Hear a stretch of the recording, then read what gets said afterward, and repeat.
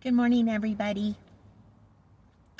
So, I just got done watching a video about the 144,000 and how there's a lot of confusion out there about the 144,000. Now,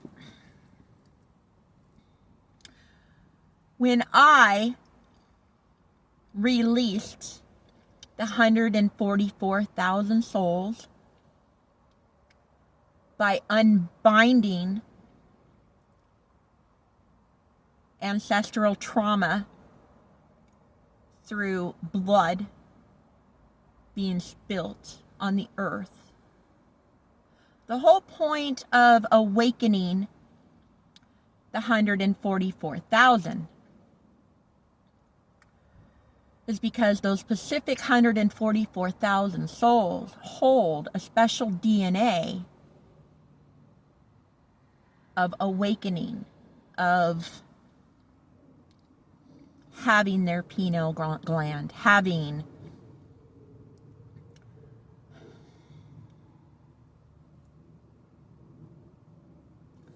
the sight.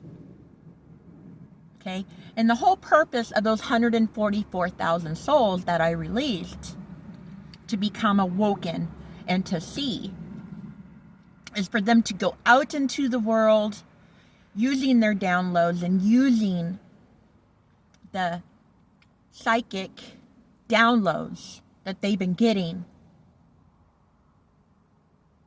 to go out into the world and make a difference and make a change and start being the pay it forward. Going out and helping humanity, going out and doing whatever you possibly can to raise the vibration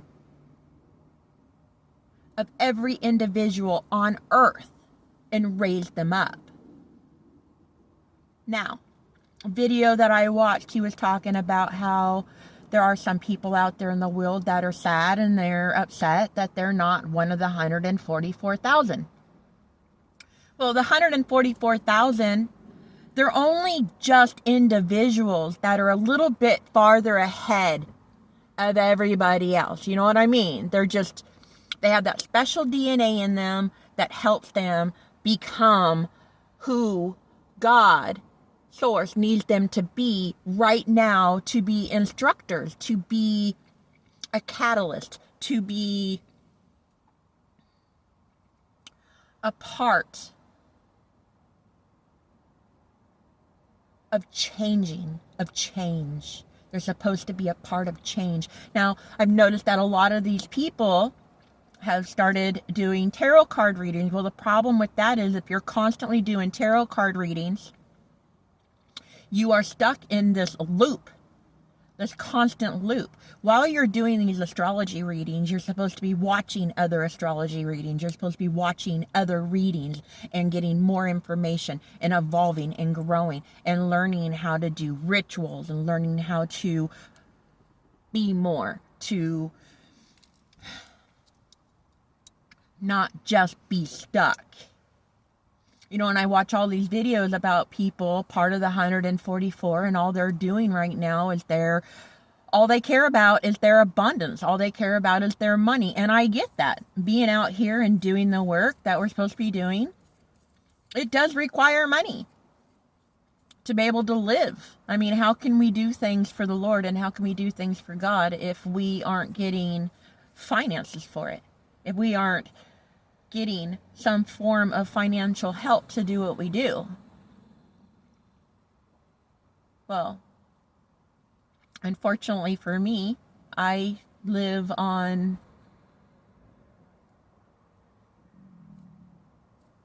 less than like $400 a month. You know, I live on less than $400 a month. And I recently even lost my storage unit. I don't care. Bye. I've lost my stuff before. You know, that's the point. That's the thing, is hanging on to materialistic things. The things that we have, we can't take with us when we go.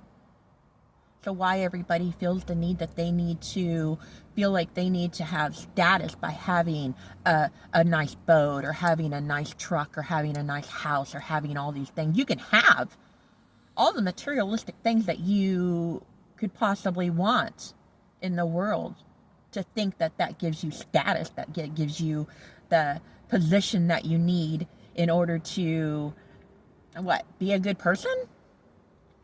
I've met men that had a beautiful house, that had a great, awesome truck, that had a boat, that had everything that they need. And they were the most narcissistic man I've ever met in my entire life.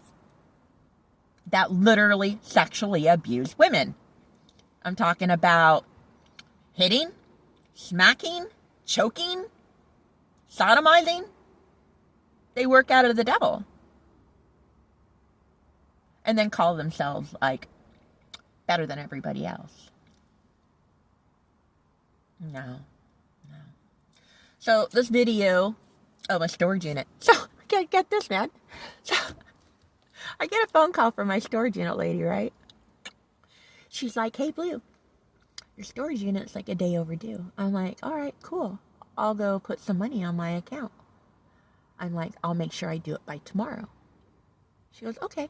So I went down and I put money on my card and I put money in my account, thinking that they're going to run my payment, that they're going to pay that bill and run it through, because I had it set on automatic payment, right? I get a phone call like 4 or 5 days later from this lady from corporate at the storage unit. And she tells me, she goes, "Well, you have late fees now. You owe a total of $68.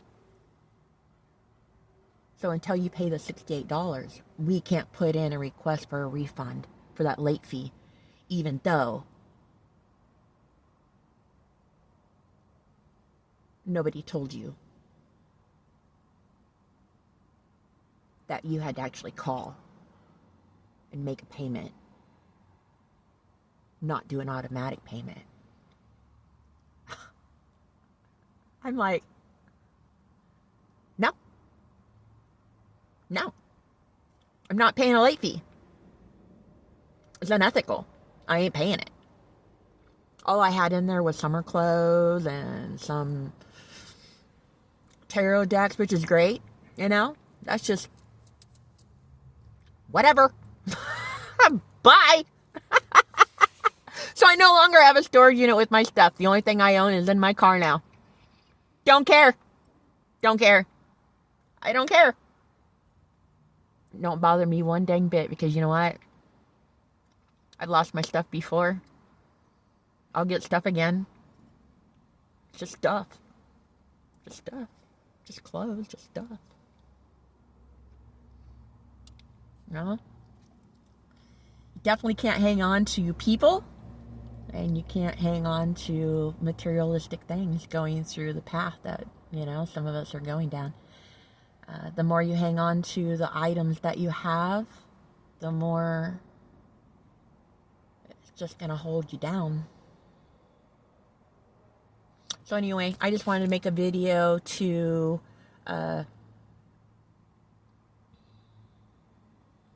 clear up a few things about the 144,000. And I know there's a lot of people out there in the world that think that they know, think that they have theories, and think that this, that, or the other thing. All I want to say is, are they actually the person that actually released the 144,000 souls? Because unless they're the person that actually did it, don't be speculating on what the meaning behind it was. Maybe you should go to the person that actually did it and ask them what it meant. Bye, guys. Mwah. Just spreading more love and light and giving some of you a glimpse into my world. Bye. Go hug and love someone today. Bye.